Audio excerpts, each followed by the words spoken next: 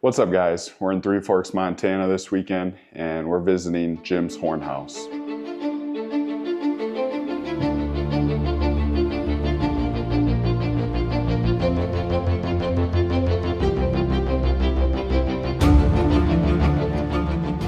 We are at the residence of Jim Phillips, aka the Antler Man, and we're going to be giving you a little tour of his horn house. Jim is the late grandfather to my wife. Unfortunately, Jim passed away 2 years ago, but the collection and memories that he's left behind are undescribable.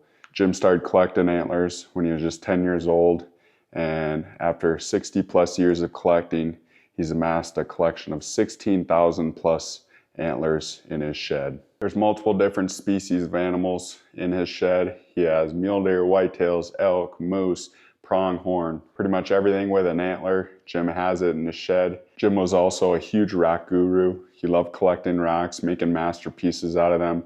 And once we get into the shed, you'll see how he incorporates some of his rocks in his collection as well. So here we are at the front door. As you can see, he's got a label Jim's Horn House. What's a horn house without a bunch of antlers on the door? And then on the other side, the handle is actually an antler. So pretty cool. Just in their garage here. Never would expect it.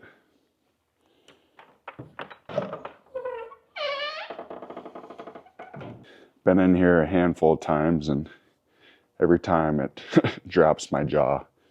This place is insane.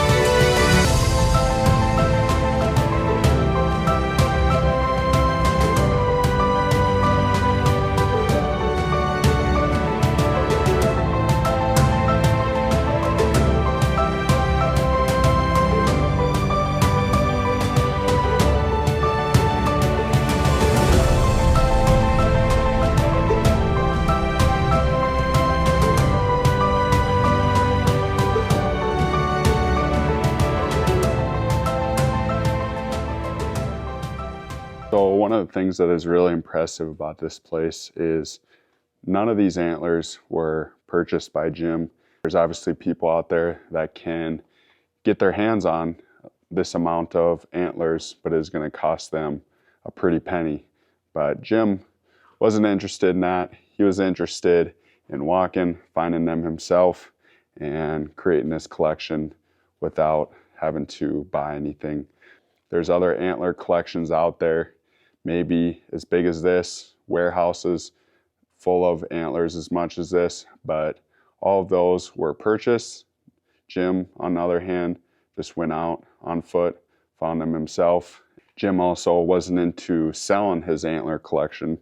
I remember him telling me that Chewy, the dog chews company, was interested in buying a good amount of his antlers and writing him a really nice check. And Jim wasn't interested in that. He declined it, and it was more important for him to keep this collection himself. On a couple occasions, Jim sold some antlers to help put his daughters through college, which is pretty neat. In the whole scheme of things, Jim wasn't interested in selling any of his collection. One of the really cool things about Jim's antler shed is the art that he incorporates in here.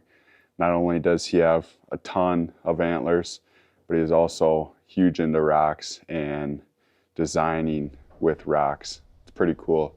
He made some arrowhead and triangle designs on the walls, and it kind of just really ties everything together and makes it look awesome. So one of the cooler pieces in here, in my opinion, is this tree that actually grew around this elk shed. Obviously, that shed was out in the woods for a while, and this tree grew right around it and engulfed this elk shed. So you can see,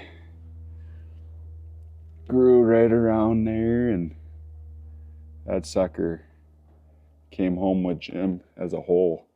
Looks like he had to cut down the tree, and he just carried that sucker home.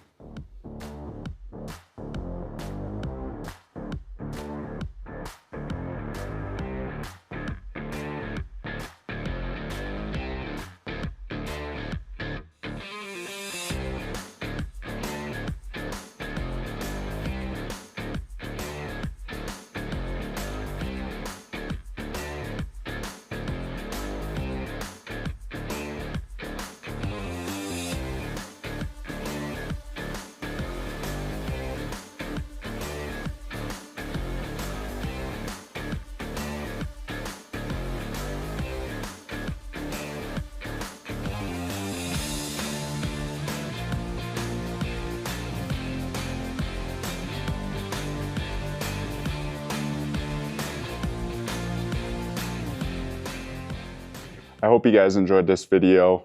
I hope it did it justice for Jim and his antler shed. He's a true legend, not only in respects to his antlers, but in respects to his family. It's unreal just to see the work that he's done, not only in the shed, but also out their cabin, the rock work. And he just built some amazing things in his lifetime, and now his family is able to enjoy them for the rest of their lives. So pretty special stuff. Just shows you what hard work and dedication will do for a guy. And you just keep chipping away one day at a time, and maybe it'll turn into something as special as this. So 16,000 plus antlers. Day one, he started with one.